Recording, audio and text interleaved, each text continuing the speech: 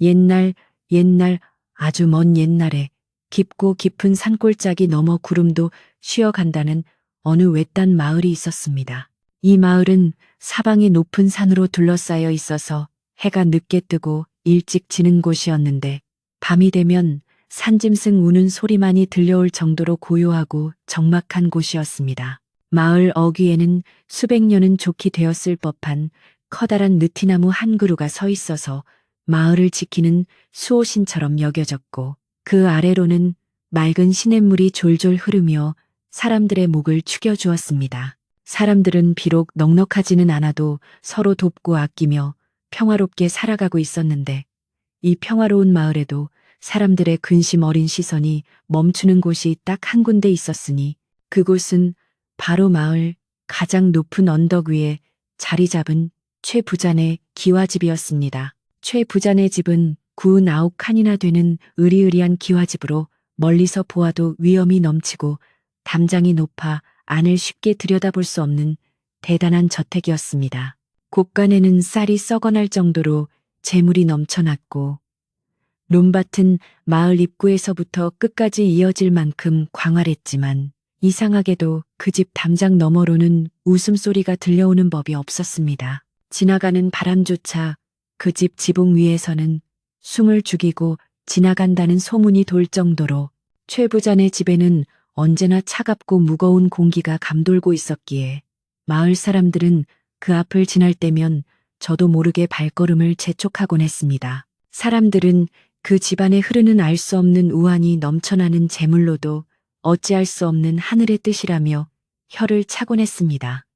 그 집에는 대를 이을 귀한 외동아들이 하나 있었는데 이름은 명수라고 하였으나 사람들은 그저 병든 도련님이라고 불렀습니다. 명수는 태어날 때부터 몸이 허약하여 바깥 출입은커녕 제 방 문지방을 넘는 일조차 힘겨워했기에 10년이 넘도록 방 안에 누워 지내야만 하는 처지였습니다. 좋다는 약은 다 써보고 용하다는 의원은 다 불러보았지만 도련님의 병세는 차도를 보이기는커녕 날이 갈수록 깊어만 가서 최부자 부부의 한숨 소리는 날로 깊어만 갔습니다. 얼굴은 백지장처럼 하얗고 손목은 앙상한 나뭇가지 같아서 보는 이로 하여금 절로 안타까움을 자아내게 하였으니 마을 사람들은 그가 20살을 넘기기 힘들 것이라고 수군거리곤 했습니다. 그러던 어느 늦가을 찬바람이 불기 시작할 무렵 최 부자네 집에 경사가 있다는 소식이 마을 전체에 퍼져나갔습니다. 그것은 바로 병석에 누운 명수 도련님이 장가를 가게 되었다는 믿기 힘든 이야기였는데 사람들은 내일 모레 하는 신랑에게 시집올 처자가 도대체 누구인지 궁금해하며 귀를 쫑긋 세웠습니다. 소문의 주인공은 이웃 마을에 사는 연희 아가씨였는데 그녀는 집안은 비록 넉넉하지 못했으나 마음씨가 곱고 효심이 지극하기로 소문이 자자한 참한 처녀였습니다. 사람들은 연희가 가난한 친정의 빚을 갚기 위해 팔려가듯 시집을 가는 것이라며 안쓰러워했지만 정작 연희의 표정에는 비장함마저 감돌고 있다는 사실을 아는 이는 거의 없었습니다. 혼례식이 열리는 날 아침 마을은 오랜만에 북적거리는 소리로 활기를 되찾은 듯 보였지만 그 밑바닥에는 묘한 긴장감이 흐르고 있었습니다. 청사초롱이 내걸리고 마당에는 잔치 음식을 준비하는 고소한 냄새가 진동을 했지만 하인들의 손놀림은 조심스러웠고 손님들의 말소리 또한 귓속말처럼 낮았습니다. 신랑이 혼례청에 제 발로 걸어 나올 수나 있을지 걱정하는 눈빛들이 교차하는 가운데 멀리서 신부를 태운 가마가 울긋불긋한 단풍으로 물든 고갯길을 넘어오고 있었습니다. 가마꾼들의 발소리에 맞춰 덜컹거리는 가마 안에서 연희는 두 손을 꼭 모은 채 흔들리는 마음을 다잡고 또 다잡고 있었습니다. 연희의 품속 깊은 곳 저고리 안쪽에는 남들 눈에 띄지 않게 숨겨둔 작은 비단 주머니 하나가 들어 있었습니다. 그것은 그녀가 시집오기 전날 밤 지나가던 이름 모를 노스님에게서 받은 기이한 물건이었는데 스님은 그녀에게 이 주머니를 건네며 신신당부했습니다. 이것은 오직 첫날 밤 신랑과 단둘이 있을 때만 열어보아야 한다. 그 전에 남의 눈에 띄거나 비밀이 새어나가면 모든 것이 허사가 될 것이니 부디 명심하고 또 명심하여라. 연희는 그 스님의 눈빛에서 범상치 않은 기운을 느꼈기에 이 주머니가 죽어가는 신랑을 살릴 유일한 희망이라고 굳게 믿고 있었습니다. 가마가 최 부잔의 솥을 대문 안으로 들어서자 삐거덕거리는 육중한 대문 소리가 마치 거대한 짐승이 입을 벌리는 소리처럼 들려와 연희의 가슴을 서늘하게 만들었습니다. 마당에는 수많은 하객이 모여 있었지만 그들의 시선은 축하보다는 호기심과 동정심으로 가득 차 있어서 연희의 어깨를 더욱 무겁게 짓눌렀습니다. 가마 문이 열리고 수모의 도움을 받아 땅을 딛는 연희의 발끝이 파르르 떨렸지만 그녀는 고개를 숙인 채 차분하게 숨을 고르며 마음속으로 주문을 외우듯 다짐했습니다. 나는 이 집의 며느리가 되러 온 것이 아니라 사람을 살리러 온 것이다. 오늘 밤 반드시 서방님을 살려내고야 말겠다. 혼례청 한가운데에는 병색이 완연한 신랑 명수가 하인 2명의 부축을 받으며 힘겹게 서 있었는데 그 모습은 마치 바람 앞에 등불처럼 위태로워 보였습니다. 헐렁한 사무관대가 앙상한 몸 위에서 겉돌았고 초점 없는 눈동자는 허공을 응시하고 있어 보는 이들의 혀를 차게 만들었습니다. 연희는 맞절을 하기 위해 고개를 살짝 들었다가 신랑의 창백한 얼굴을 마주하게 되었는데 그 순간 두려움보다는 알 수 없는 연민과 책임감이 가슴 깊은 곳에서 뜨겁게 솟구쳐 오르는 것을 느꼈습니다. 그것은 운명처럼 그녀를 이끌었고 품속에 숨긴 주머니가 닿은 가슴께가 화끈거릴 정도로 뜨거워졌습니다. 혼례 절차가 어떻게 지나갔는지도 모를 만큼 정신없는 시간이 흐르고 해가 서산으로 기울며 땅거미가 내려앉기 시작하자 잔치 분위기는 서서히 잦아들었습니다. 손님들은 하나둘씩 집으로 돌아가며 새 신랑과 신부의 앞날에 대해 수근거렸고 마당에 남은 것은 흩날리는 낙엽과 식어가는 음식 냄새뿐이었습니다. 최 부자 안주인은 며느리를 맞이한 기쁨보다는 아들이 무사히 오늘 밤을 넘길 수 있을지에 대한 근심으로 얼굴이 어두웠습니다. 그녀는 며느리인 연희에게 따뜻한 말 한마디 건네기보다는 그저 아들을 잘 보필하라는 차가운 당부만을 남기고 안채로 들어가 버렸습니다. 밤이 깊어지자 사방은 쥐 죽은 듯 조용해졌고 신방으로 꾸며진 별채에는 은은한 호롱불 하나만이 외롭게 밝혀져 있었습니다. 문살에 비친 달빛은 서늘했고 가을바람이 문풍지를 스칠 때마다 우우하는 소리가 들려와 밤의 정막을 더욱 깊게 만들었습니다. 연희는 신방에 들어와서도 족두리를 벗지 못한 채 방구석에 이불을 덮고 누운 신랑의 숨소리에 귀를 기울이고 있었습니다. 색색거리는 거친 숨소리는 그가 살아있음을 알리는 유일한 신호였지만 동시에 그 생명이 얼마나 위태로운지를 보여주는 증거이기도 했습니다. 연희는 조심스럽게 자리에서 일어나 문 쪽으로 다가가 문구멍으로 밖을 내다보았습니다. 마당에는 아무도 없었고 멀리 사랑채에서 들려오던 기침 소리도 멈춘 지 오래였습니다. 지금이 바로 그 누스님이 말한 첫날 밤의 은밀한 시간임을 직감한 연희는 떨리는 손으로 저고리 고름을 풀고 품속에서 비단 주머니를 꺼내 들었습니다. 주머니는 그녀의 체온을 머금어 따뜻했지만 그 안에 든 것이 무엇인지는 그녀 자신도 알지 못했기에 긴장감으로 손바닥에 땀이 배어 나왔습니다.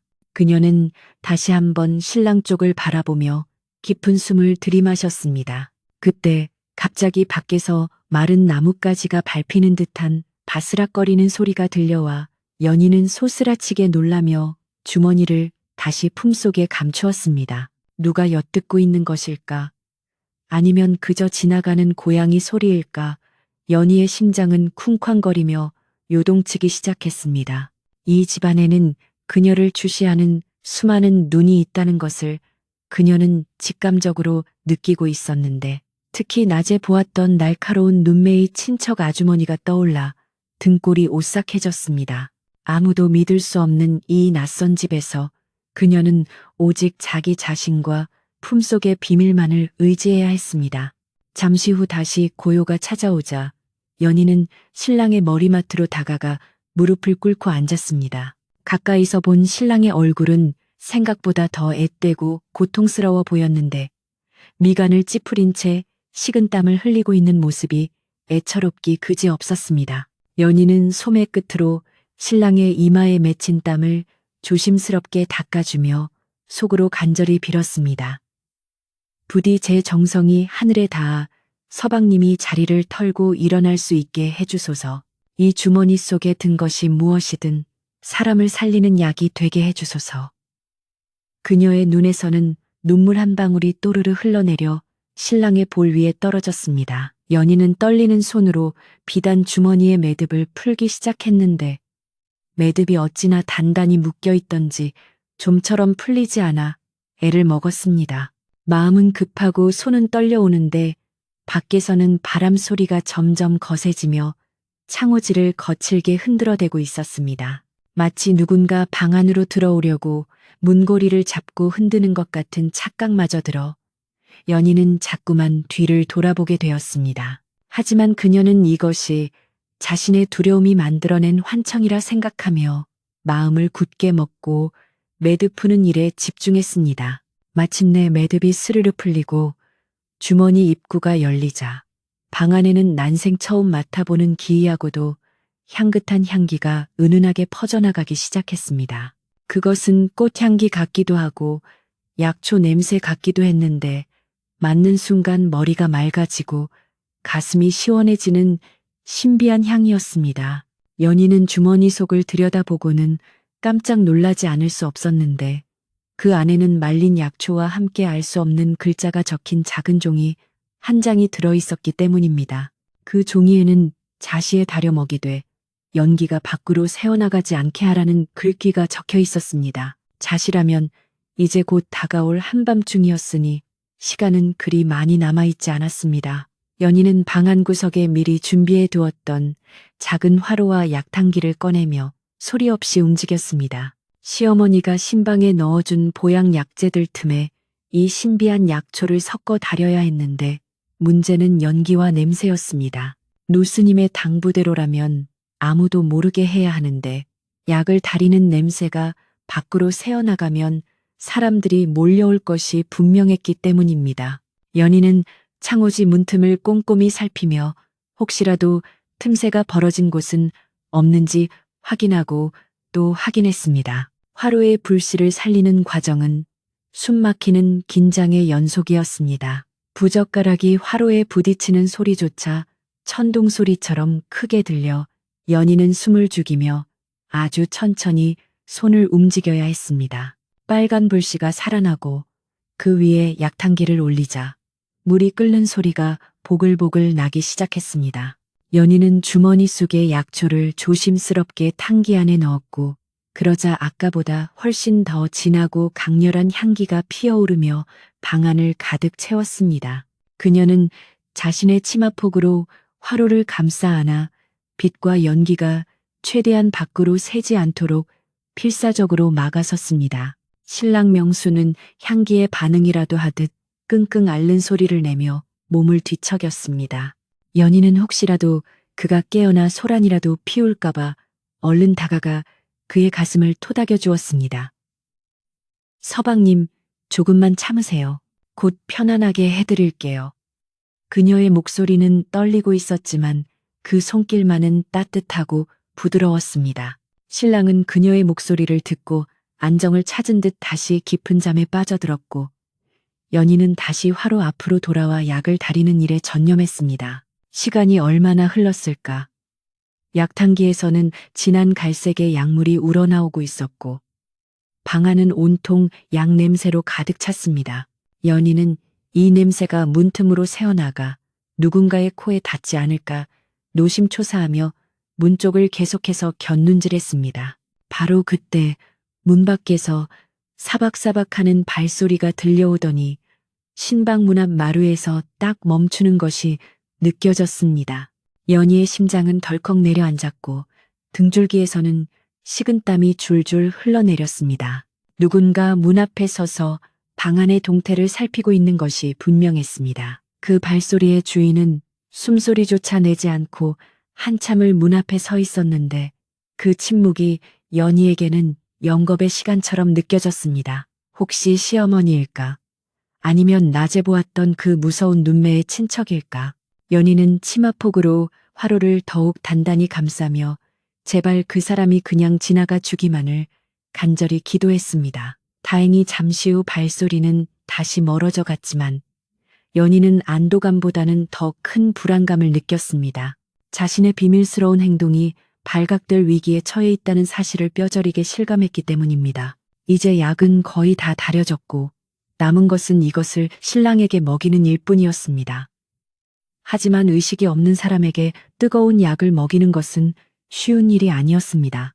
연희는 숟가락으로 약물을 떠서 호호 불어시킨 뒤 신랑의 입술을 벌리고 조심스럽게 흘려넣으려 했습니다. 그러나 신랑은 약을 삼킬 힘조차 없는지 약물은 입가로 주르륵 흘러내리고 말았습니다. 연희는 안타까움에 발을 동동 구르며 자신의 입에 약을 머금어 신랑의 입으로 옮겨 주어야겠다고 생각했습니다.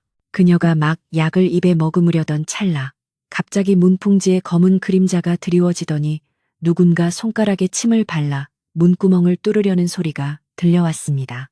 뽕 하는 작은 소리와 함께 문구멍이 뚫리고 그 구멍 사이로 누군가의 눈동자가 번뜩이며 방안을 들여다보는 것이 보였습니다.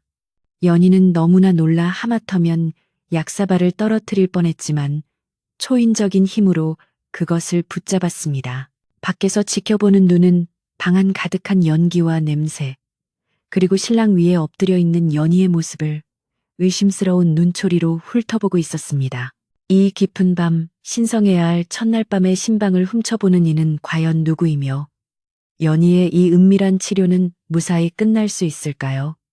연희는 문구멍을 통해 들어오는 시선을 피해 몸을 웅크리며 마지막 남은 기회를 놓치지 않기 위해 결단해야만 했습니다. 밖에서 수군거리는 소리가 들리기 시작했고 이것은 곧 닥쳐올 거대한 소동의 시작을 알리는 신호탄과도 같았습니다. 연희는 떨리는 손으로 약사발을 움켜쥐며 자신에게 닥쳐올 시련을 예감하면서도 신랑을 살리겠다는 일념 하나로 두 눈을 질끈 감았습니다. 신방 문구멍을 뚫고 방안을 훔쳐보던 그 날카로운 눈동자의 주인은 다름 아닌 박씨 부인이었습니다. 박씨 부인은 최 부자의 먼 친척 벌되는 사람으로 본래 집안이 기울어 오갈 데가 없어지자 10수년 전 이 집에 들어와 얹혀 살기 시작한 인물이었습니다.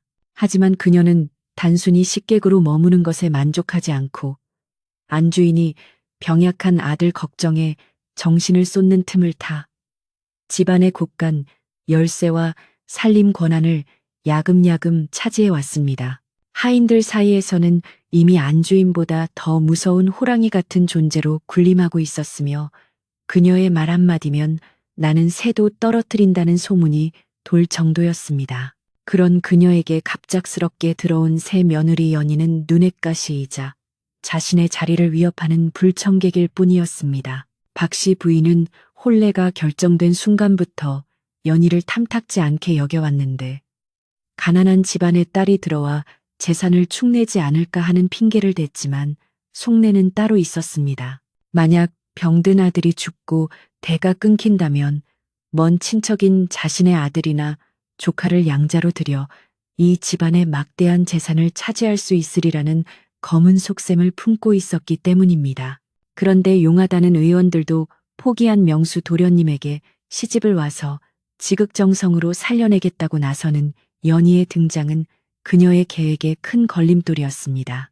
게다가 낮에 연희가 품속에 무언가를 감추고 들어오는 모습을 본 순간 박씨 부인은 쾌재를 부르며 이것을 빌미로 며느리를 쫓아낼 구실을 찾고 있었던 것입니다.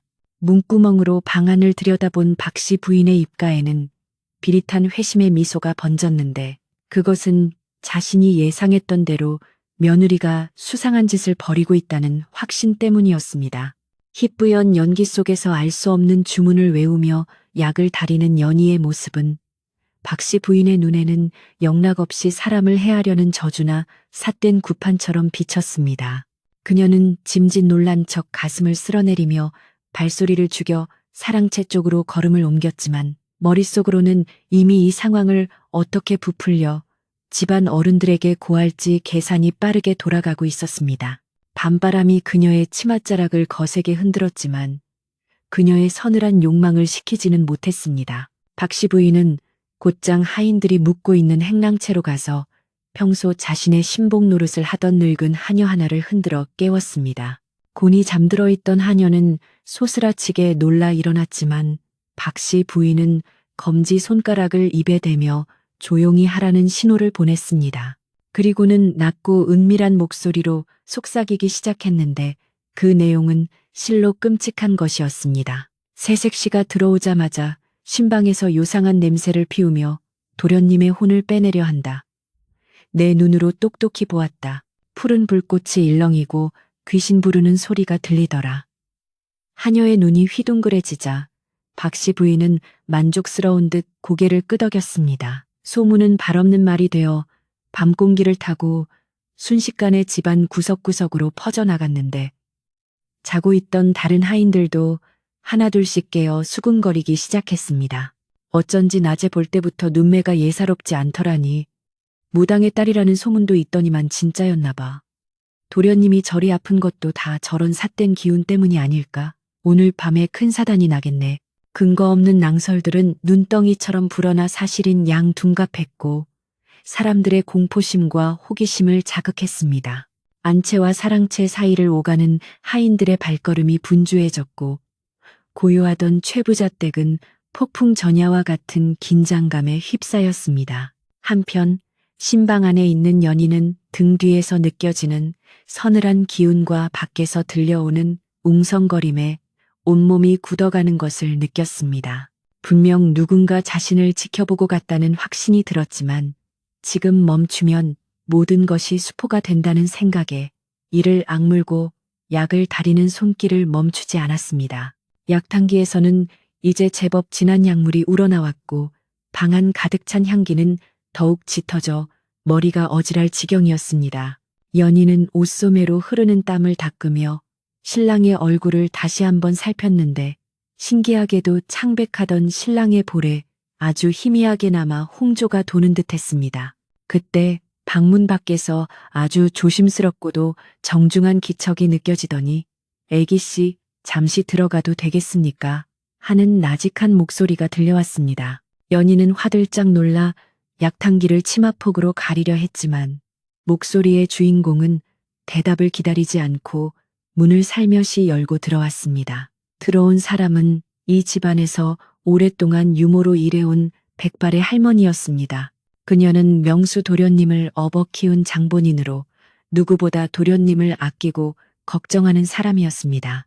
유모는 방 안의 자욱한 연기와 냄새를 맡고는 잠시 주춤했지만 이내 연희의 맑고 겁에 질린 눈동자를 보고는 부드러운 표정을 지었습니다. 유모는 방 안으로 들어와 조용히 문을 닫고는 연희 앞으로 다가와 무릎을 꿇고 앉았습니다. 연희는 혹시라도 유모가 자신을 꾸짖거나 사람들을 부를까봐 두려움에 떨며 뒤로 물러났지만 유모는 따뜻한 손길로 연희의 떨리는 손을 잡아주었습니다. 애기씨, 놀라지 마십시오.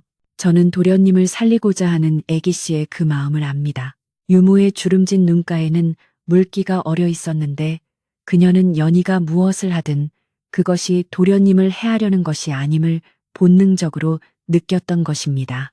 연희는 유모의 따뜻한 말 한마디에 그동안 참았던 긴장이 풀리며 왈칵 눈물을 쏟을 뻔했습니다. 하지만 유모의 표정은 곧 심각하게 굳어졌고 그녀는 목소리를 더욱 낮추어 연희에게 경고를 전했습니다. 하지만 애기씨, 지금 밖의 상황이 좋지 않습니다. 박씨 부인이 사람들을 깨워 애기씨가 도련님께 해코지한다고 소문을 내고 다니십니다. 곧 주인 어른과 마님을 모시고 이곳으로 들이닥칠 기세입니다. 연희는 그 말을 듣고 가슴이 철렁 내려앉았습니다. 박씨 부인의 횡포는 익히 들어 알고 있었지만 첫날 밤부터 이렇게 노골적으로 자신을 몰아세울 줄은 꿈에도 몰랐기 때문입니다. 유모는 걱정스러운 눈빛으로 약탕기를 바라보며 말을 이었습니다. 이 약이 무엇인지는 모르겠으나 남들 눈에 띄면 필시 사단이 날 것입니다. 잠시 숨기거나 멈추는 것이 어떻겠습니까? 박 씨 부인은 없는 죄도 만들어내는 무서운 사람입니다. 유모는 연희를 보호하고 싶어 진심 어린 조언을 건넸습니다. 그러나 연희는 고개를 세차게 가로저었습니다. 로스님이 일러준 자시라는 시간은 한 번 지나가면 다시 오지 않는 기회였고 지금 약을 먹이지 않으면 신랑의 꽉 막힌 기운을 뚫을 수 없다는 것을 알았기 때문입니다. 연희는 결연한 눈빛으로 유모를 바라보며 말했습니다. 유모님, 저는 쫓겨나더라도 서방님은 살려야겠습니다. 이 약은 독이 아니라 생명수입니다. 저를 믿어주세요. 연희의 단호한 태도에 유모는 잠시 멍하니 그녀를 바라보다가 이내 고개를 끄덕이며 연희의 편이 되어주기로 결심했습니다. 그렇다면 제가 문 밖을 지키고 있을 터이니 서두르십시오. 주인 어른이 오시기 전까지 어떻게든 도련님께 약을 먹여야 합니다. 유모는 서둘러 자리에서 일어나 문 밖으로 나가 망을 보기 시작했습니다. 든든한 지원군을 얻은 연희는 다시 힘을 내어 약사발을 들었습니다. 하지만 밖에서는 웅성거리는 소리가 점점 더 커지고 가까워지고 있었고 횃불의 불빛이 창호지 문을 어지럽게 비추기 시작했습니다. 박 씨 부인은 이제 사랑채에 머물던 최 부자를 기어이 깨워 밖으로 모시고 나왔습니다. 잠결에 불려나온 최 부자는 어리둥절한 표정이었지만 박 씨 부인은 다급하고 비통한 표정을 연기하며 최 부자의 팔을 잡아 끌었습니다. 형님, 큰일 났습니다. 제가 밤잠이 없어 마당을 거니는데 신방에서 괴상한 연기가 나고 도련님 신음소리가 들리지 뭡니까? 세 사람이 들어와 집안을 망치려나 봅니다. 박 씨 부인의 선동의 곁에 있던 하인들도 맞장구를 치며 분위기를 몰아갔고 최 부자의 얼굴은 점차 의구심과 분노로 일그러지기 시작했습니다. 최 부자는 평소 점잖은 성품이었으나 하나뿐인 아들의 안위가 걸린 문제에는 이성을 잃기 쉬웠습니다. 그는 지팡이를 짚고 거친 숨을 몰아쉬며 신방이 있는 별채로 발걸음을 옮겼습니다. 그의 뒤로는 박 씨 부인과 십수명의 하인들이 횃불을 들고 따랐는데 그 모습이 마치 죄인을 잡으러 가는 관군들의 행렬처럼 위압적이었습니다.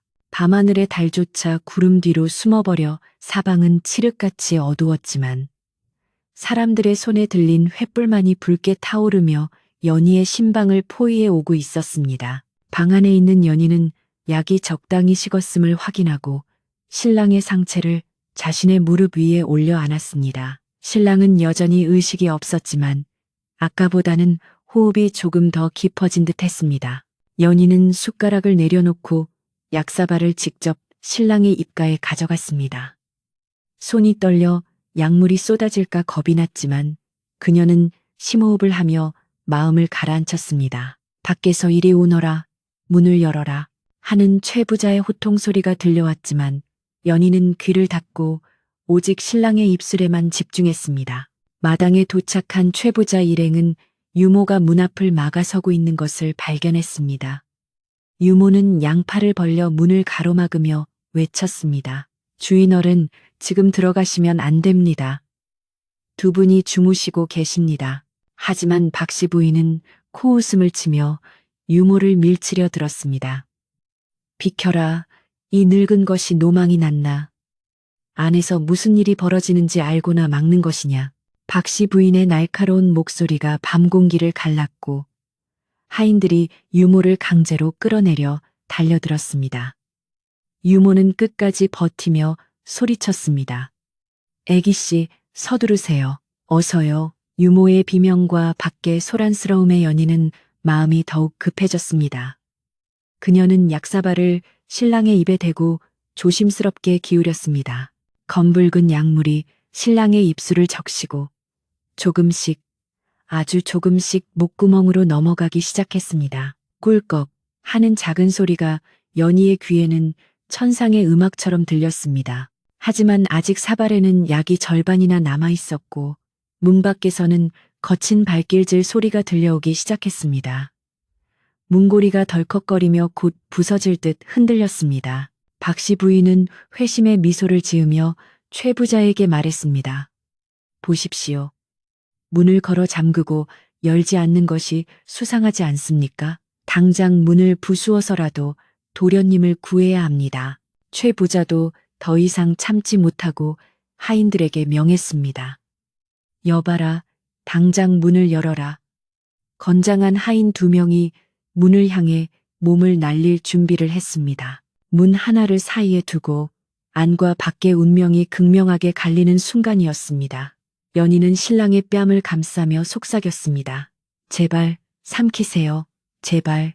마지막 약 한 모금이 신랑의 입으로 들어가려는 순간 쾅 하는 굉음과 함께 문짝이 떨어져 나갔습니다. 찬바람과 함께 수많은 사람의 시선이 방 안으로 쏟아져 들어왔습니다. 횃불의 밝은 빛이 어두운 방 안을 대낮처럼 밝혔고 모든 사람의 눈은 신랑을 끌어안고 있는 연희와 그녀의 손에 들린 빈 약사발에 고정되었습니다. 박씨 부인은 기다렸다는 듯이 손가락질하며 소리쳤습니다. 저것 봐라. 내 말이 맞지 않느냐. 도련님께 무슨 짓을 한 것이냐. 방 안 가득한 매캐한 약 냄새와 바닥에 흩어진 약초 찌꺼기들, 그리고 헝클어진 머리로 신랑을 안고 있는 연희의 모습은 영락없이 오해를 사기에 충분했습니다. 최 부자는 충격으로 말을 잇지 못하고 뒷목을 잡으며 휘청거렸고 하인들은 웅성거리지도 못한 채 숨을 죽였습니다. 연희는 쏟아지는 비난과 의심의 눈초리 속에서도 신랑을 아는 팔을 풀지 않았습니다. 그녀의 눈은 두려움으로 흔들렸지만 그 깊은 곳에는 아직 꺼지지 않은 희망의 불씨가 타오르고 있었습니다. 과연 이 절체절명의 위기 속에서 연희는 자신의 진심을 증명하고 신랑을 살릴 수 있을까요? 이 소동 속에서 유일하게 평온한 것은 오직 약을 받아먹고 깊은 잠에 빠져 있는 신랑 명수뿐이었습니다. 그의 가슴에서는 약 기운이 퍼져나가며 그동안 멈춰있던 생명의 기운이 꿈틀대기 시작했지만 겉으로 보기에는 여전히 죽은 듯이 축 늘어져 있어 사람들의 오해를 부추길 뿐이었습니다. 박씨 부인은 이제 승기를 잡았다고 확신하며 하인들에게 연희를 끌어내라고 소리칠 기세였습니다. 밤은 깊어가고 연희의 운명은 바람 앞에 촛불처럼 위태롭게 흔들리고 있었습니다. 부서진 문짝 너머로 들이닥친 찬바람은 방 안을 가득 채우고 있던 따스하고 매캐한 약 기운을 순식간에 흩어놓았고 붉은 횃불의 그림자가 춤을 추며 연희의 하얀 얼굴 위로 어지럽게 일렁였습니다. 문을 부수고 들어온 하인들은 방 안의 기묘한 광경에 압도되어 감히 발을 들이지 못한 채 주춤거리고 있었고 그 틈을 타 박씨 부인이 날카로운 비명에 가까운 고함을 지르며 제일 먼저 방 안으로 뛰어들었습니다. 그녀는 연희의 손에 들린 빈 약사발을 낚아채듯 빼앗아 바닥에 내동댕이 쳤고 쨍그랑하는 소리와 함께 사기 그릇이 산산조각이 나며 파편이 사방으로 튀었습니다. 박씨 부인의 눈은 광기로 번들거렸고 그녀의 손가락은 사시나무 떨듯 떨고 있는 연희의 코끝을 겨누며 독서를 퍼붓기 시작했습니다. 이 요망한 것, 내가 그럴 줄 알았다. 들어올 때부터 눈빛이 예사롭지 않더니 기어이 첫날 밤에 사단을 내는구나. 도련님께 무엇을 먹인 것이냐. 박씨 부인의 목소리는 천둥처럼 방 안을 울렸고 뒤따라 들어온 최 부자는 충격과 공포로 얼굴이 흑빛이 된 채 아들의 이름을 부르며 다가왔습니다. 최 부자의 눈에는 축 늘어진 아들의 모습만이 들어왔고 그 모습이 마치 숨이 끊어진 시체처럼 보여 다리에 힘이 풀려 그만 자리에 주저앉고 말았습니다. 최 부자는 떨리는 손을 뻗어 아들의 코 밑에 대어 보았으나 명수의 호흡은 너무나 미약하여 금방이라도 끊어질 듯 위태로웠기에 최 부자의 절망은 더욱 깊어졌습니다. 연희는 바닥에 엎드린 채 최 부자의 바짓가랑이를 잡고 애원했습니다.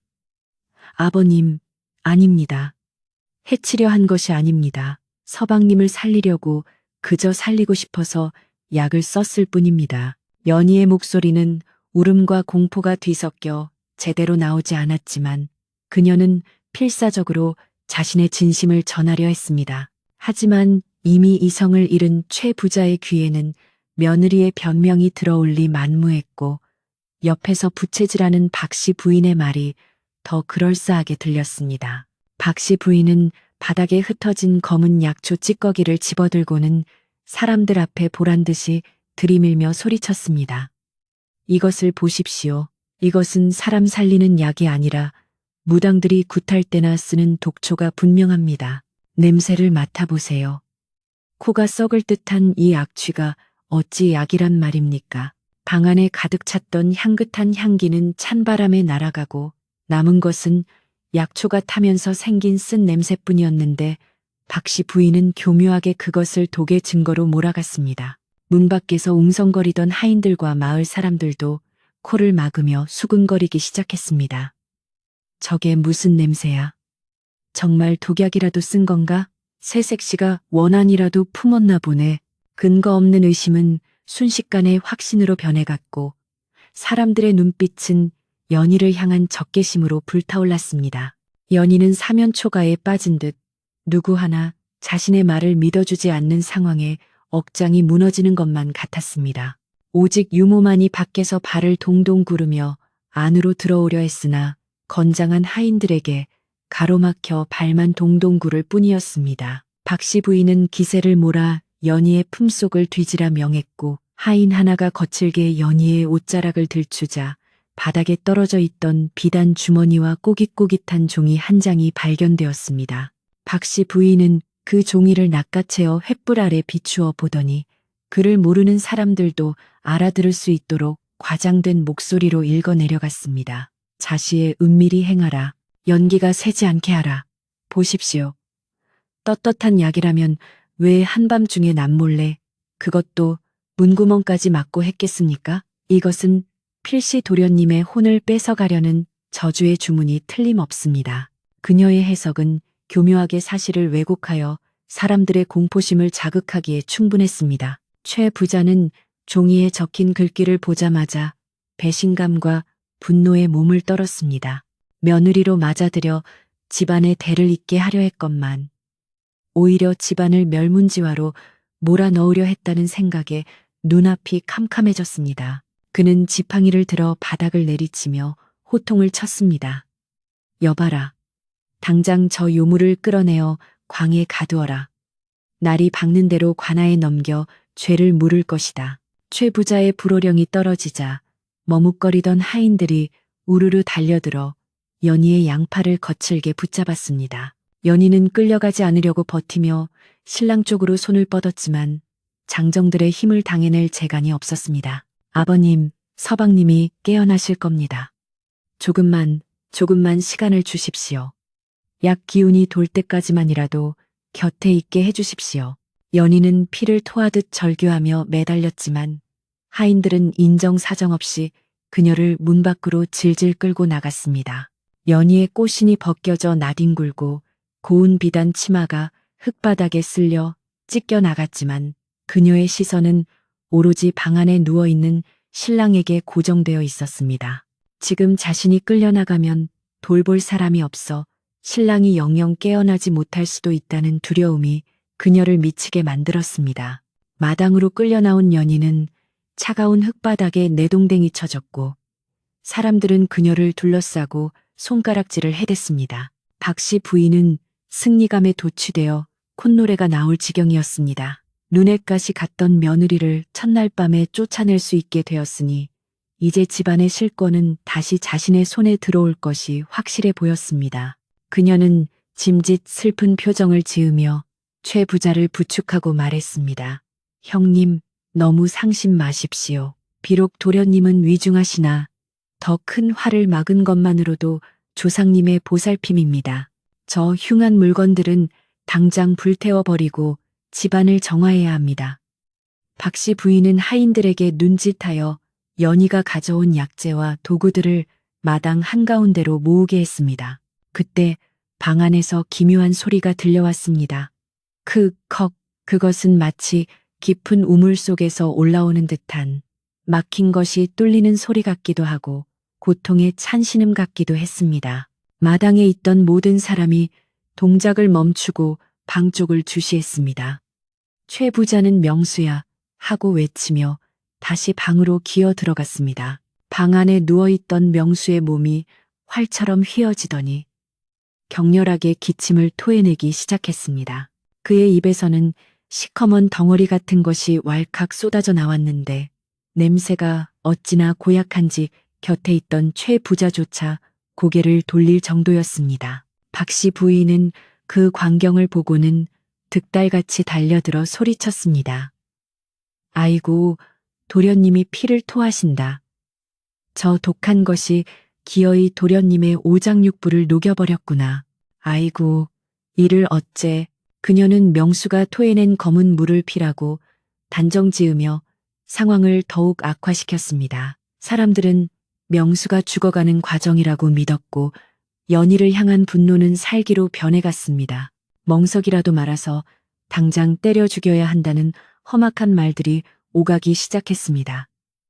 연희는 결박된 채 바닥에 엎드려 울부짖었습니다. 아닙니다. 그것은 독이 빠져나오는 것입니다. 제발 서방님의 등을 두드려 주십시오. 하지만 아무도 연희의 말을 듣지 않았습니다. 명수는 계속해서 검은 물을 토해내며 괴로워했고 몸에서는 식은 땀이 비오듯 쏟아졌습니다. 그 땀은 맑은 땀이 아니라 누르스름하고 끈적한 진액 같은 것이었는데 마치 몸속의 나쁜 기운이 땀구멍을 통해 모조리 빠져나오는 듯했습니다. 최 부자는 아들의 등을 두드려주지도 못한 채 어쩔 줄 몰라 발만 동동 구르고 있었고 박 씨 부인은 이제 끝났다며 곡소리를 내기 시작했습니다. 명수의 얼굴은 고통으로 일그러져 있었고 숨소리는 거칠었지만 이상하게도 그 거친 숨소리에는 전에는 없던 힘이 실려 있었습니다. 연희는 묶인 손을 풀기 위해 필사적으로 몸부림쳤습니다. 손목이 밧줄에 쓸려 피가 배어나왔지만 고통을 느낄 겨를조차 없었습니다. 그녀는 자신이 직접 가서 신랑을 돌보지 않으면 사람들이 그를 죽은 사람 취급하여 살릴 기회를 놓칠 것이라는 것을 본능적으로 알았습니다. 그때 군중 속에서 밀려나 있던 유모가 기적적으로 틈을 타 연희에게 달려들었습니다. 유모는 품속에 감춰두었던 작은 과도로 연희의 포승줄을 끊어주며 속삭였습니다. 가십시오. 애기씨, 가서 증명해 보이십시오. 줄이 끊어지자마자 연희는 총알같이 튀어나가 방 안으로 뛰어들었습니다. 하인들이 잡으려 했지만 그녀의 기세가 워낙 맹렬하여 놓치고 말았습니다. 방으로 들어간 연희는 박 씨 부인을 밀쳐내고 명수의 등 뒤로 돌아가 그를 안아 일으켰습니다. 그리고는 있는 힘껏 그의 등을 내리치며 등을 쓸어내렸습니다. 서방님, 뱉으세요. 다 뱉어내셔야 합니다. 연희의 단호한 외침과 손길에 명수는 억눌려 있던 마지막 덩어리를 우회가며 토해냈습니다. 바닥은 온통 검은 오물로 뒤덮였고 방 안은 악취로 진동했습니다. 박 씨 부인은 넘어진 채로 삿대질을 하며 고래고래 소리를 질렀습니다. 저 미친 것이 기어이 도련님 숨을 끊어놓는구나. 여봐라, 당장 저것을 끌어내지 않고 뭐하느냐. 하인들이 다시 방 안으로 우르르 몰려들어오려던 찰나 명수의 거친 기침 소리가 잦아들더니 거짓말처럼 방 안이 고요해졌습니다. 명수는 연희의 품에 기댄 채 가쁜 숨을 몰아쉬고 있었지만 더 이상 괴로워하는 표정이 아니었습니다. 그리고 놀랍게도 칠흑같이 어두웠던 그의 얼굴색이 서서히 변하기 시작했습니다. 마치 동이 트기 전 하늘이 밝아오듯 창백했던 뺨의 붉은 기운이 감돌기 시작한 것입니다. 연희는 소매로 명수의 입가에 묻은 오물을 닦아내며 떨리는 목소리로 최 부자를 불렀습니다. 아버님, 서방님을 보십시오. 서방님의 얼굴을 좀 보십시오. 최 부자는 넋이 나간 사람처럼 멍하니 있다가 며느리의 말에 홀린 듯 아들의 얼굴을 들여다보았습니다. 횃불의 불빛 아래 드러난 명수의 얼굴은 방금 전까지 죽어가던 사람의 얼굴이 아니었습니다. 눈은 아직 감고 있었지만 미간의 주름이 펴지고 입술에는 혈색이 돌고 있었으며 무엇보다 규칙적이고 힘찬 숨소리가 들려오고 있었습니다. 그것은 누가 보아도 생명이 돌아오는 징후였습니다. 하지만 박 씨 부인은 이 상황을 인정할 수 없었습니다. 그녀는 눈을 부릅뜨고 부정했습니다. 속지 마십시오. 저것은 회광 반조입니다. 죽기 직전에 잠시 기운이 나는 척하는 것입니다. 저 요물이 삿된 술수를 부려 우리 눈을 속이는 것입니다. 그녀의 표독스러운 외침에 사람들은 다시 동요하기 시작했습니다. 정말로 죽기 전에 마지막 발악인지 아니면 기적적으로 살아난 것인지 판단이 서지 않았기 때문입니다. 방 안에는 팽팽한 긴장감이 감돌았고 최 부자 역시 희망과 절망 사이에서 갈피를 잡지 못하고 있었습니다. 이때 연희는 바닥에 떨어진 약사발 조각을 집어들지는 않았지만 자신의 피 묻은 손을 들어 보이며 단호하게 말했습니다. 만약 서방님이 잘못되신다면 제 목숨을 내놓겠습니다. 하지만 지금 이 순간 서방님의 몸이 불덩이처럼 뜨거워지는 것은 독이 퍼져서가 아니라 막혔던 혈이 뚫리고 양기가 돌기 시작했기 때문입니다. 박씨 아주머니 말대로 정말 독이라면 어찌 시체처럼 차갑던 몸에 이런 온기가 돌겠습니까? 아버님, 직접 만져보십시오. 제 말이 거짓인지 아닌지 직접 확인해 보십시오. 연희의 눈빛은 너무나 강렬하고 확신에 차 있어서 최 부자는 저도 모르게 이끌려 아들의 손을 잡았습니다. 그 순간 최 부자의 눈이 휘둥그레졌습니다. 지난 10수년간 얼음장처럼 차갑기만 했던 아들의 손이 마치 아랫목에 묻어둔 밥그릇처럼 따끈따끈했기 때문입니다. 그것은 분명 살아있는 사람의, 그것도 아주 건강한 기운이 넘치는 사람의 온기였습니다. 최 부자의 입술이 파르르 떨리며 감격에 찬 목소리가 새어나왔습니다. 따뜻하다. 내 아들 손이 따뜻해. 그 말 한마디는 방 안의 공기를 순식간에 바꾸어 놓았습니다. 박씨 부인의 얼굴은 사색이 되었고 하인들은 웅성거리며 서로의 얼굴을 쳐다보았습니다. 그러나 아직 안심하기는 일렀습니다. 명수가 눈을 뜨고 말을 하기 전까지는 이 기나긴 밤의 소동이 완전히 끝난 것이 아니었기 때문입니다. 박씨 부인은 여전히 의심의 끈을 놓지 않고 무언가 트집 잡을 거리를 찾기 위해 매의 눈으로 방 안을 훑고 있었습니다.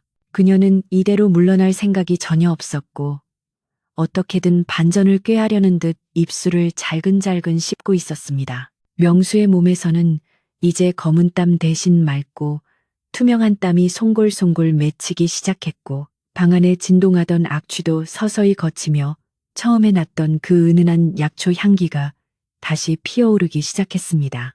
연희는 지친 기색이 역력했지만 신랑을 아는 팔에 더욱 힘을 주며 다가올 마지막 고비를 준비하고 있었습니다.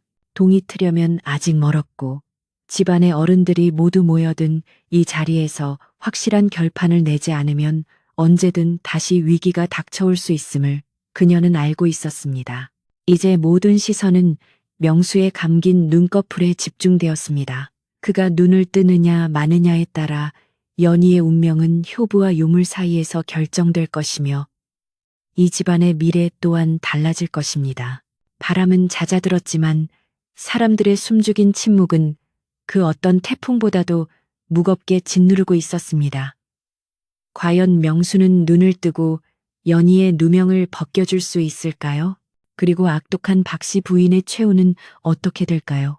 깊어가는 밤, 마당의 횃불만이 타닥타닥 타오르며 다가올 결말을 재촉하고 있었습니다. 최 부자의 떨리는 손이 아들의 손을 잡고 온기를 느끼던 바로 그 순간 방 안에 있던 모든 사람의 귀를 의심케 하는 가늘고도 분명한 목소리가 들려왔습니다. 아버님, 목이 마릅니다. 물 좀 주십시오. 그것은 지난 10년간 앓는 소리 외에는 들어본 적 없었던 명수 도련님의 또렷한 목소리였습니다. 비록 힘은 없었지만 그 목소리에는 분명 산 사람의 기운이 담겨 있었고 혼미했던 정신이 돌아왔음을 알리는 맑은 울림이 있었습니다. 최 부자는 자신의 귀를 의심하며 아들의 얼굴을 쳐다보았고 감겨있던 명수의 눈꺼풀이 파르르 떨리더니 서서히 들어 올려지기 시작했습니다. 그 눈동자는 더 이상 초점을 잃고 허공을 헤매던 죽은 눈빛이 아니라 아버지를 알아보고 걱정하는 아들의 눈빛을 하고 있었습니다. 명수가 눈을 뜨자 방 안은 순식간에 찬물을 끼얹은 듯 정적이 흘렀고 그 정적을 깬 것은 다름 아닌 최 부자의 오열이었습니다. 아이고, 내 새끼, 명수야. 나를 알아보겠느냐? 내가 누구인지 보이느냐? 최 부자는 아들을 끌어안고 짐승처럼 울부짖으며 그동안 쌓였던 한을 토해냈습니다.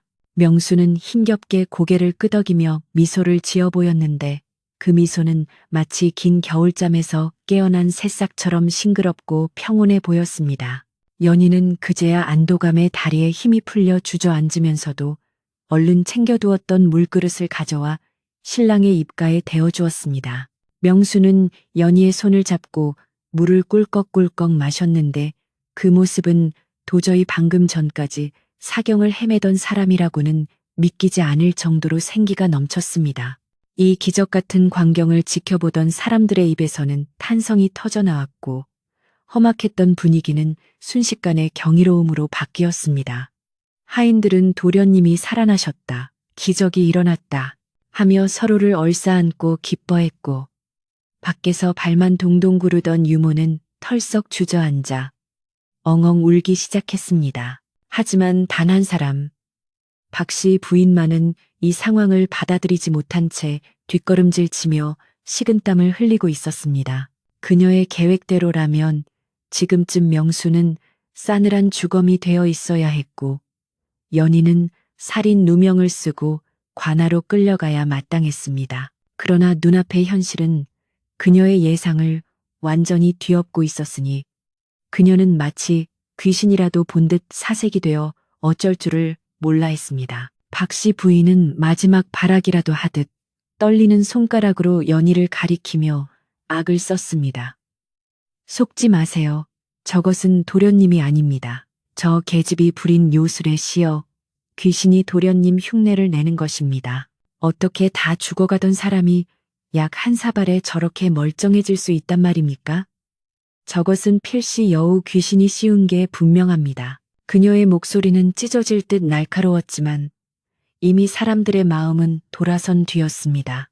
아무리 보아도 명수의 모습은 건강을 되찾은 사람의 모습이었고 무엇보다 아들의 손을 잡고 있는 최 부자의 표정이 모든 것을 말해주고 있었기 때문입니다. 박씨 부인의 외침은 공허한 메아리가 되어 사람들의 싸늘한 시선 속에 묻혀버리고 말았습니다. 최 부자는 천천히 몸을 일으켜 박씨 부인을 향해 돌아섰습니다. 그의 눈에는 지난 세월 동안 집안을 휘두르며 자신을 기만해온 친척에 대한 분노와 며느리를 죽음으로 몰아넣으려 했던 악행에 대한 배신감이 이글거리고 있었습니다.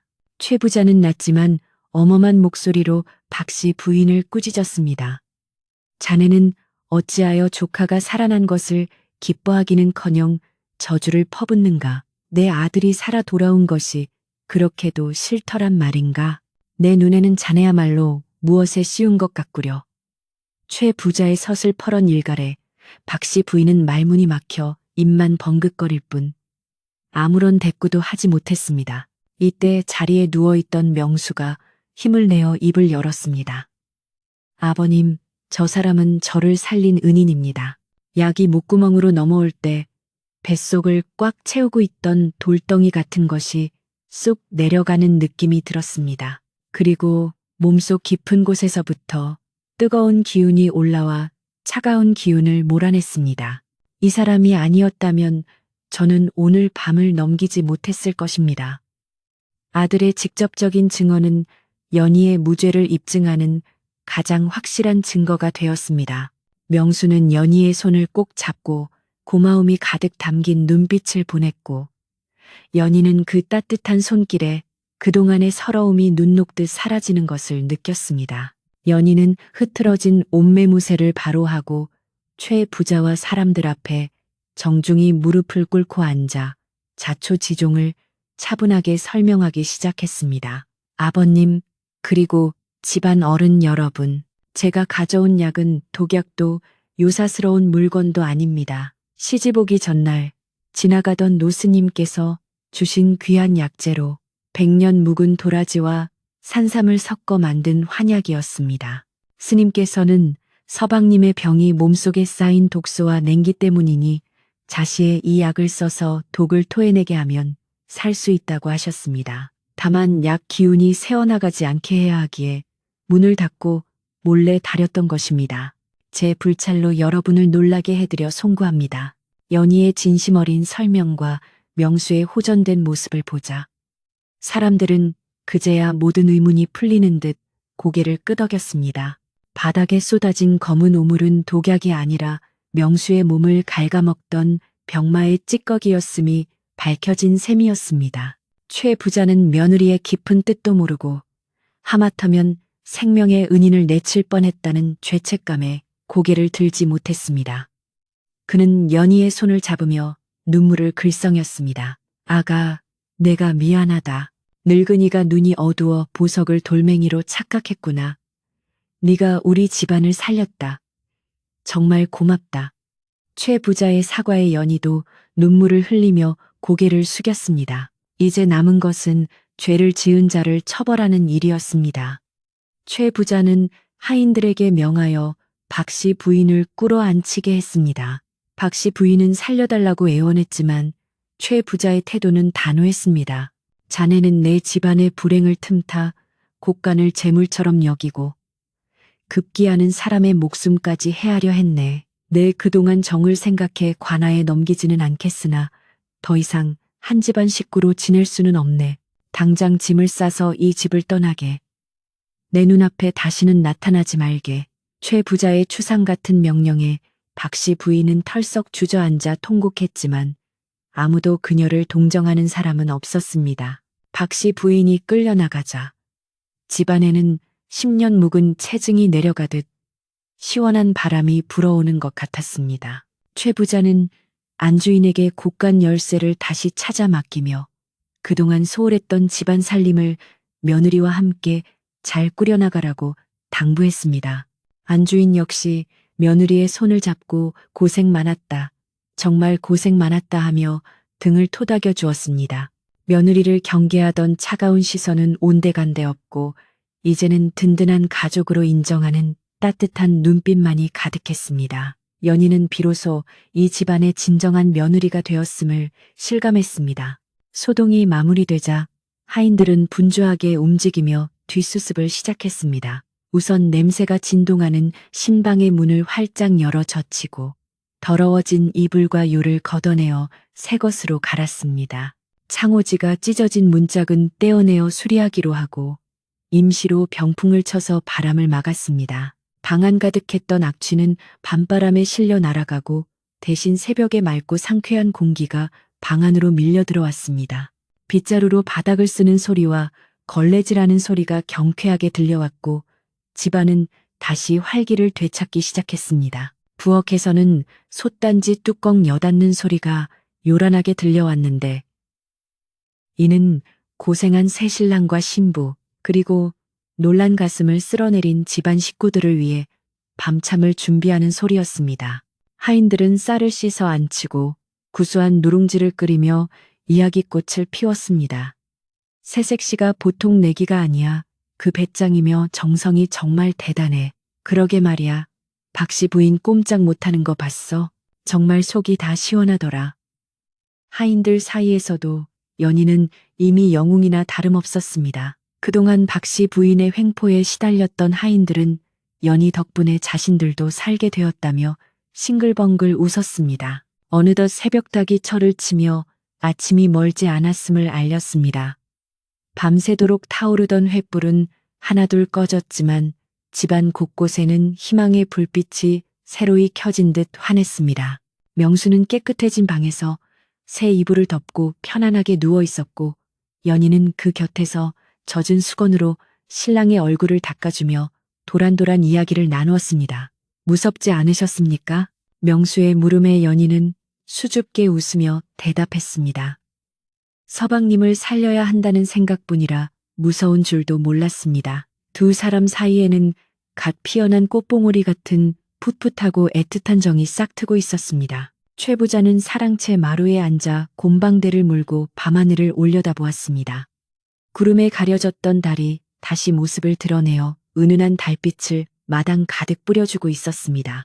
지난 10년간 짓눌려왔던 마음의 짐이 벗겨지니 달빛조차 예전과 다르게 따뜻하고 포근하게 느껴졌습니다. 그는 속으로 조상님께 감사의 기도를 올렸습니다. 조상님, 감사합니다. 귀한 며느리를 보내주셔서 우리 명수를 살려주셨습니다. 앞으로는 베풀고 나누며 살겠습니다. 최 부자의 얼굴에는 오랜만에 평온한 미소가 번졌습니다. 잠시 후 유모가 정갈하게 차린 밥상을 들고 신방으로 들어왔습니다. 도련님, 애기씨 많이 시장하시지요? 우선 속을 달래줄 묽은 미음부터 좀 드십시오. 유모가 내온 미음에서는 고소한 잔냄새가 났습니다. 명수는 몸을 일으켜 앉아 연희가 떠주는 미음을 받아 먹었는데 한 숟가락 한 숟가락 먹을 때마다 얼굴색이 더욱 좋아졌습니다. 연희도 유모의 권유에 못 이겨 한술 떴는데 긴장이 풀려서인지 꿀맛처럼 달게 느껴졌습니다. 세 사람은 서로를 바라보며 빙그레 웃음 지었고 그 웃음소리는 담장을 넘어 마을 어귀까지 퍼져나갈 듯했습니다. 날이 완전히 밝아오자 마을 의원도 소식을 듣고 허겁지겁 달려왔습니다. 의원은 명수의 맥을 짚어보고는 믿을 수 없다는 표정을 지으며 고개를 갸웃거렸습니다. 참으로 기이한 일입니다. 죽어가던 맥이 이리도 힘차게 뛰다니요. 꽉 막혀있던 혈이 뚫려 기운이 용솟음치고 있습니다. 이것은 의술로 된 것이 아니라 하늘이 도운 것입니다.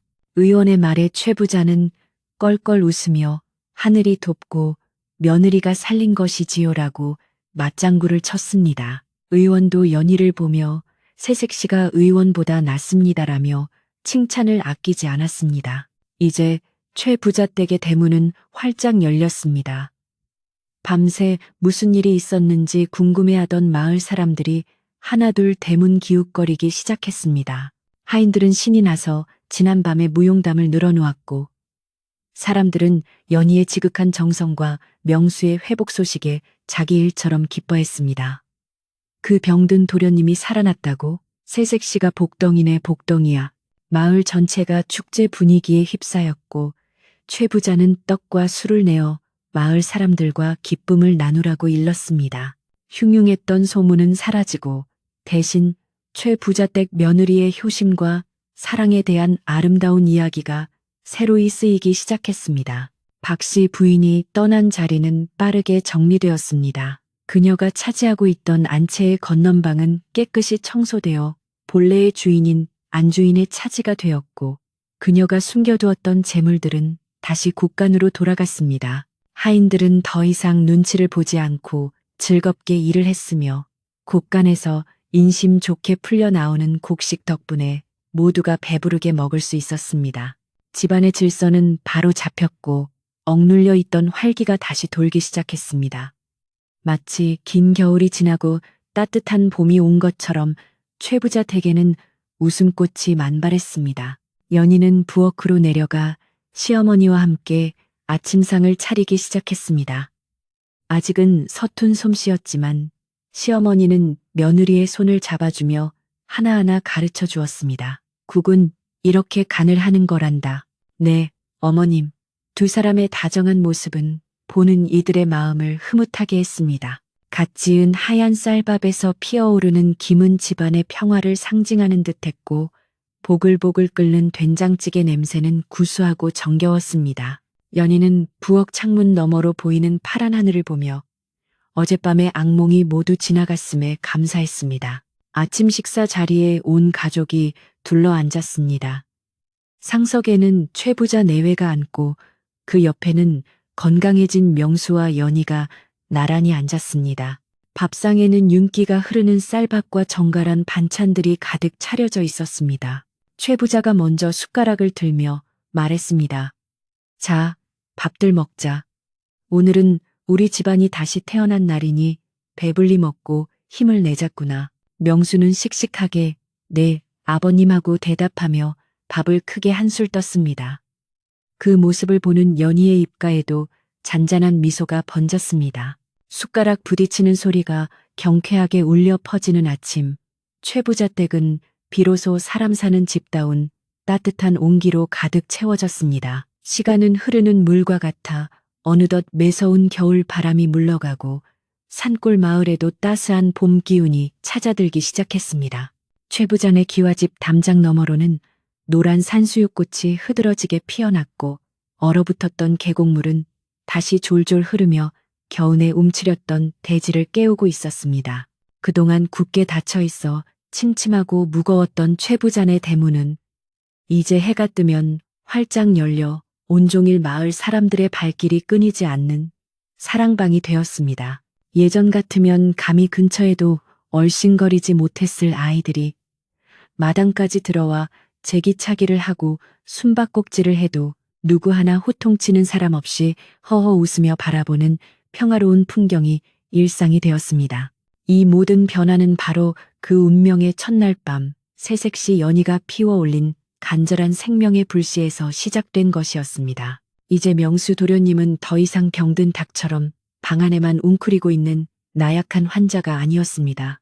아침이면 일찍 일어나 사랑채 앞마당을 거닐며 맑은 공기를 마시고 낮에는 서책을 읽거나 마을 어른들을 찾아뵙고 인사를 올리는 듬직한 청년으로 거듭났습니다. 창백했던 얼굴에는 건강한 구릿빛이 돌았고 앙상했던 어깨는 제법 넓어져 비단 두루마기가 썩 잘 어울리는 훤칠한 사내의 모습이 되었습니다. 마을 사람들은 길에서 명수를 마주칠 때마다 그 병약하던 도련님이 저리 장군감이 되었다며 혀를 내둘렀고 이것은 최 부자에게 세상 그 어떤 칭찬보다 듣기 좋은 음악 소리와도 같았습니다. 최 부자의 얼굴에 주름살이 펴지고 웃음꽃이 피니 집안 전체에 흐르던 무거운 기운도 눈 녹듯 사라져버렸습니다. 집안 살림을 도맡게 된 연희는 며느리로서의 위엄과 따뜻함을 동시에 갖춘 안주인으로 성장해 가고 있었습니다. 박씨 부인이 있을 때는 곳간 문이 굳게 닫혀 인색하기 짝이 없었으나 연희가 열쇠를 맡은 뒤로는 흉년이 들거나 어려운 이웃이 생기면 주저없이 곡식을 내어주는 넉넉한 인심을 베풀었습니다. 하인들을 대할 때도 위압적인 태도 대신 부드러운 말씨로 다독이니 하인들은 연희를 하늘처럼 떠받들며 진심으로 따랐습니다. 부엌에서는 항상 고소한 밥 냄새와 웃음소리가 끊이지 않았고 행랑채 하인들도 배를 좇는 일 없이 윤기 흐르는 얼굴로 일하니 집안일이 더욱 잘 돌아가는 것은 당연한 이치였습니다.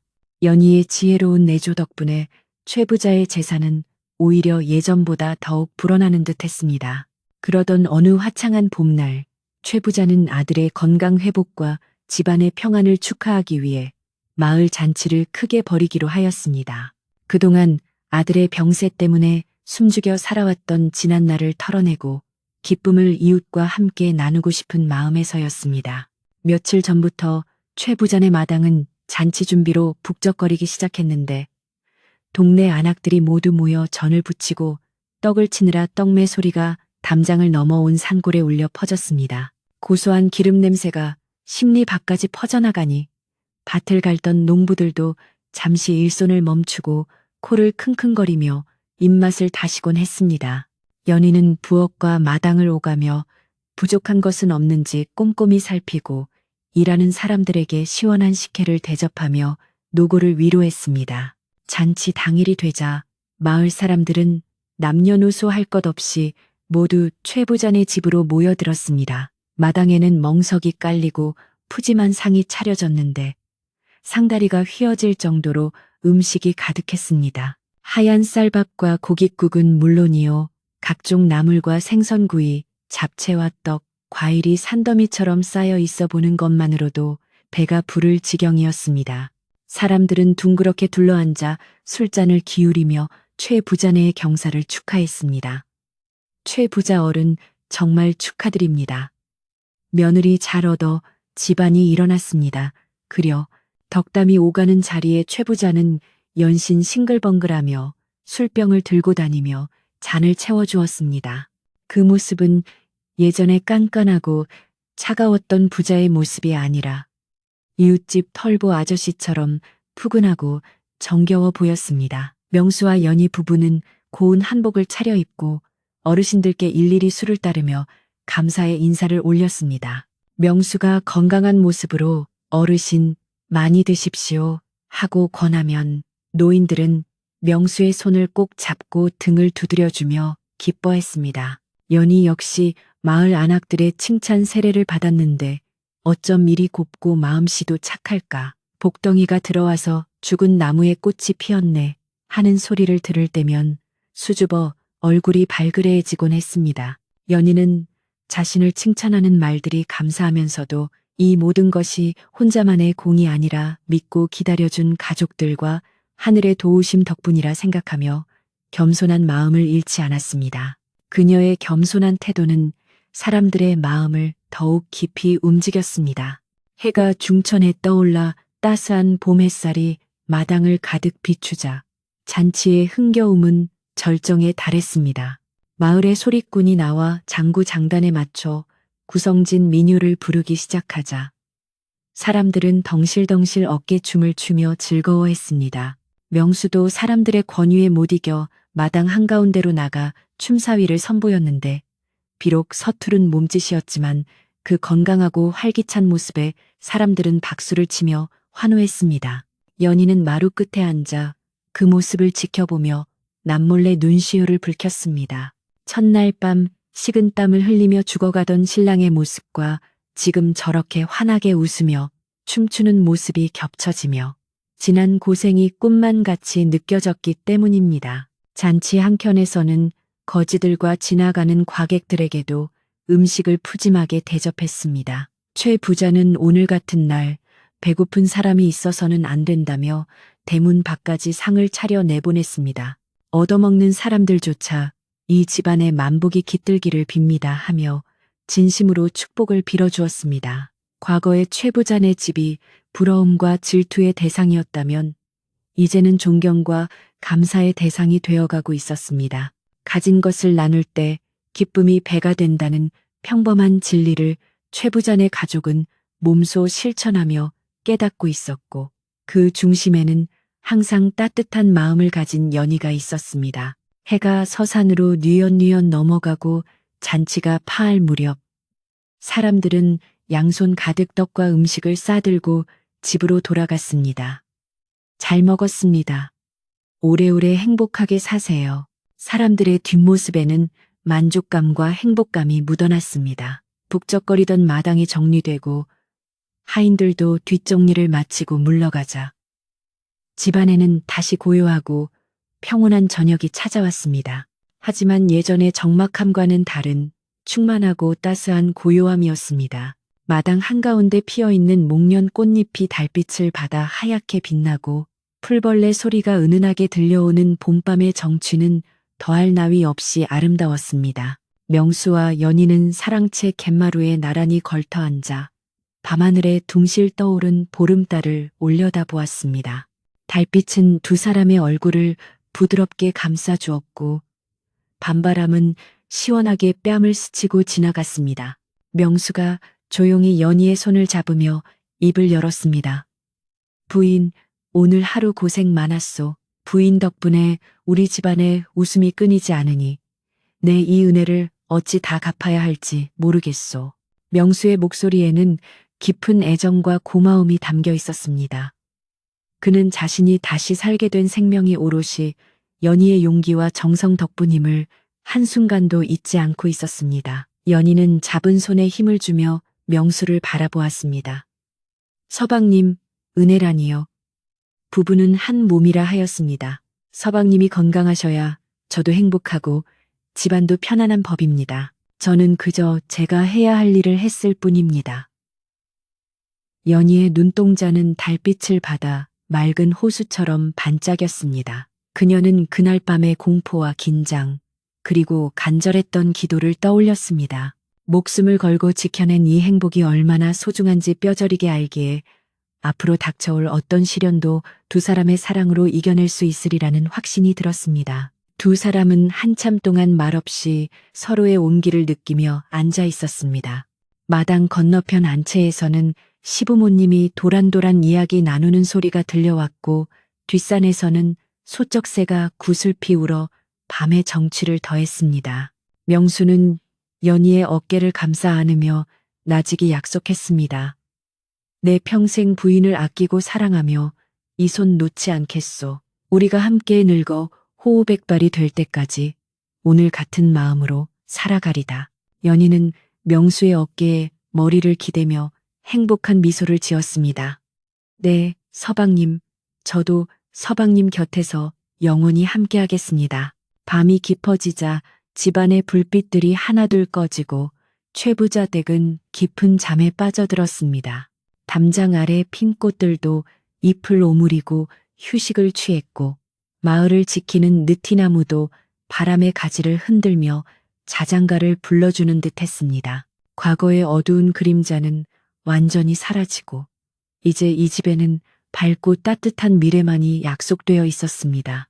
첫날 밤에 은밀하고도 위태로웠던 소원은 이제 가장 아름다운 현실이 되어 이 집안의 기둥을 단단히 받치고 있었습니다.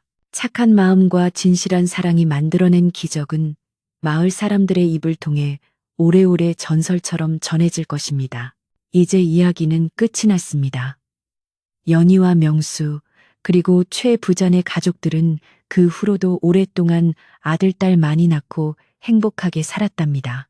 치른 일이 있어도 서로 의지하며 이겨내고 기쁜 일이 있으면 이웃과 나누며 살았기에 그들의 삶은 언제나 풍요로웠습니다.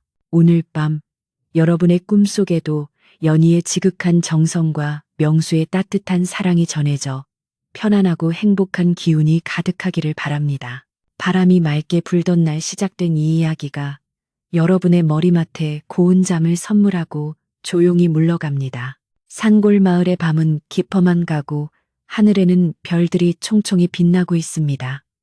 세상 모든 근심 걱정은 저 달 뒤로 숨겨두고 이제는 편안히 눈을 감고 쉴 시간입니다. 따뜻한 이불 속에서 꿀맛 같은 단잠 주무시고 내일 아침에는 명수 도련님이 맞이한 새 아침처럼 개운하고 활기찬 하루가 시작되기를 바랍니다. 그럼 안녕히 주무세요. 아주 옛날 어느 산골 마을의 아름다운 이야기였습니다.